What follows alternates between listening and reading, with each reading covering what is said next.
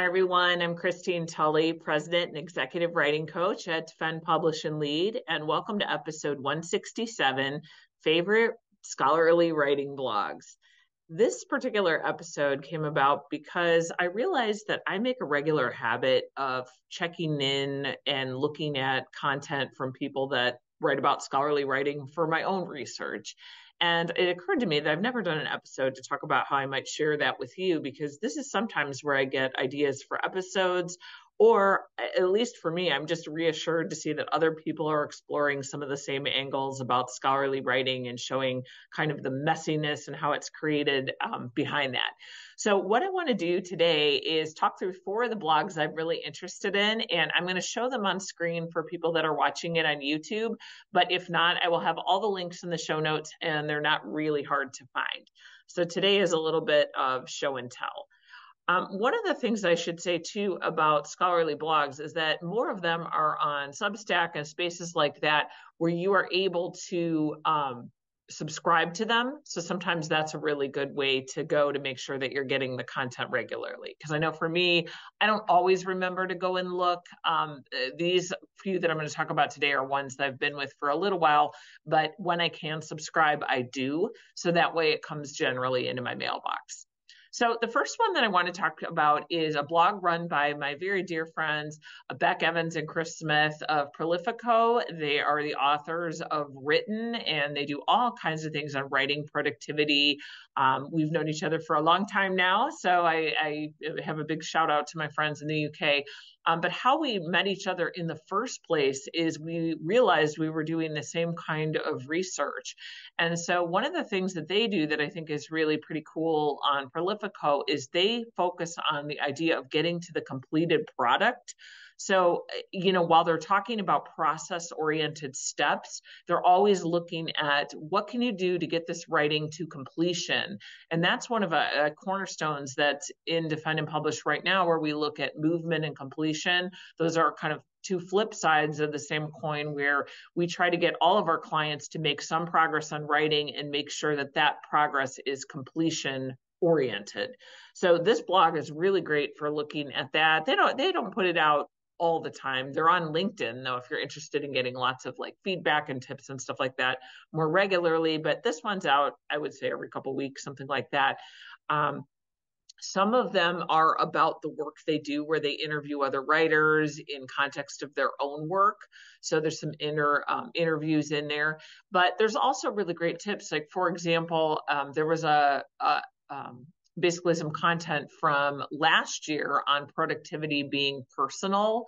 And a lot of these things that are in here, I think, are really useful. So like I said, they don't put it out all the time, but there are some really good content pieces in there that you might look to if you're somebody that's interested in getting to a writing blog.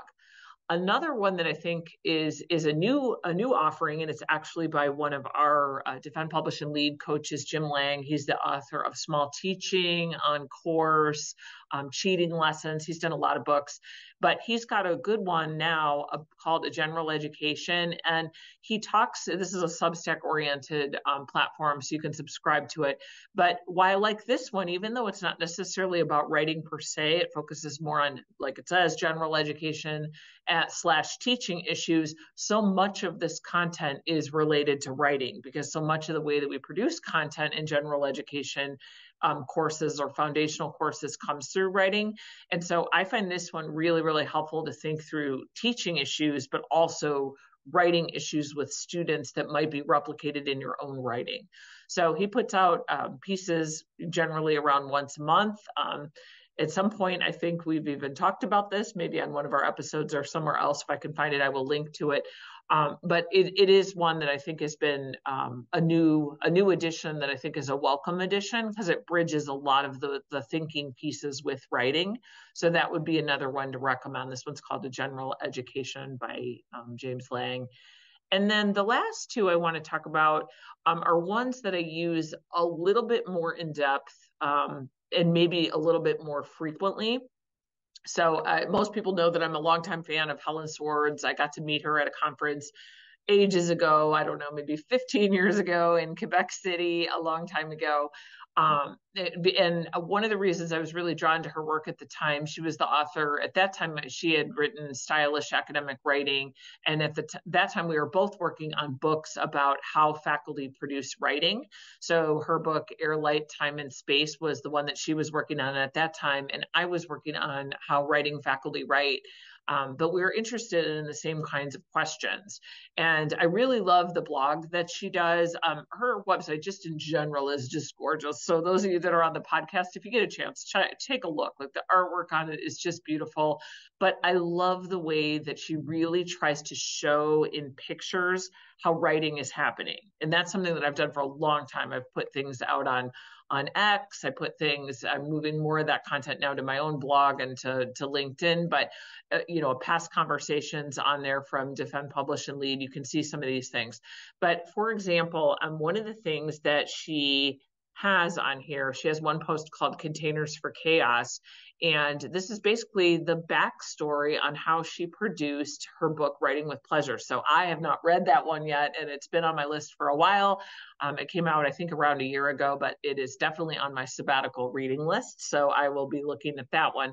But one of the things that I love about this blog, and I think is helpful for a lot of us to consider, and for those of you that are listening on the audio podcast only, what I'm doing is scrolling down to screenshots she actually shows of her writing process of building the book. So she talks about how she uses Scrivener, and she's got lots of screen captures. There's color coding. You can see handwriting. You can see her type notes. And the blog entry itself refers to these different things. It really is trying to capture the very difficult things that are tough to capture in scholarly writing. So it's just gorgeous, like even the way this is done. She also has something in there called fractals, where these little pieces of Post-it writing, which I have actually done Post-it writing. So I can't even tell you how thrilled I was to discover this. So I do need to contact Helen, and maybe she'll be willing to come on our podcast for an interview. I'll ask her. But one of the things that she does here is kind of talks about how she captures like all these little scraps of writing. What happens with them? Are they, pieces that she moved around? Are they singular ideas? I did do a podcast episode about writing things on a Post-it and what that did for me, because I did not anything to the scale that she's done, and definitely not as pretty, but I did do something similar with a project where I was able to kind of move some things around on Post-its. So I will link to that in the show notes, but that's another thing on hers I really like. She uses mosaics. She's got like lots of creativity and artwork worked in here. So she's really showing like her creative process too in that way. I mean, it really is something. And I love the way that her entries are all kind of blending lots of different creative tasks. So definitely worth something checking out. Finally, though, the one that I've talked about probably the most and linked to the most, especially through X, formerly Twitter, was Raul Pacheco Vega's website / blog / comprehensive everything you can possibly think of about scholarly writing. His work is incredibly detailed in terms of everything. How do you take notes? How do you synthesize literature and capture that? What are some productivity tools? How does he actually highlight a reading that he's doing? Just amazing. And so when I looked at his latest entry, because it'd been probably a couple of weeks before I looked at it, the topic that came up was using this Pacheco Vega workflows and frameworks to write and or revise a scholarly book. And I love this because I have just been through a hardcore revision with a scholarly book that I was working on, but I'm also in the middle of writing a new book on sabbatical. And so one of the things I love with his, there's always pictures, and he captures it in the real moment. These are not beautiful, gorgeous pictures that are all edited to be, fantastic on his blog. I mean, you can tell like lots of times, he'll have stuff that's spotlighted. There's just, it's hard to explain, but there's especially for people that aren't looking along with me on YouTube, but there's handwriting, there's the desk, there's what's on his screen. He always has links to resources he uses. He talked about some actual books that he's used. He's created these wonderful templates and digital frameworks he uses with his own grad student. it's a very comprehensive site. But the other thing that I love with his is that he actually did tags. So if you go to his blog, you can search by the tag to figure out what it is you're looking for. Do you need a template? Do you need a literature review? Do you need a book proposal suggestion? So these are all things that I tend to look at through these blogs on a regular basis. And, and some of these are not blogs in a traditional sense. Some of them are more, maybe more repositories to capture the scholarly writing process along some musings about scholarly writing. But in any event, I think these are worth checking out if you haven't, and I will put links to all of them in the show notes. Also, two other things to throw on your radar. I would definitely be remiss if I did not talk about all the great resources in the Textbook and Academic Authors Association. They are one of our podcast sponsors at the moment. They're our only podcast sponsor because I only want a sponsor that I actually believe in and I use all the time. So that is one that I do use. And like these blogs, they generate new content all the time on their website. They always put up new webinars. They also have blog posts on there. They have new templates that get added all the time. So just like these other websites / blogs, the tools keep coming. And so if you are a TAA member, and right now you can get a discount for joining, I'll put a link to that in the show notes as a result of being with us. But with us right now, I believe it's less than $100 US for a total year membership. You get like a free book on productivity tools, all the free webinars, all the resources. It's huge, totally a great deal. In fact, it's probably my cheapest professional membership. So I'm a big fan. But if you want to check that one out, we do have a discount code in the show notes where you can actually get $10 off for joining TAA.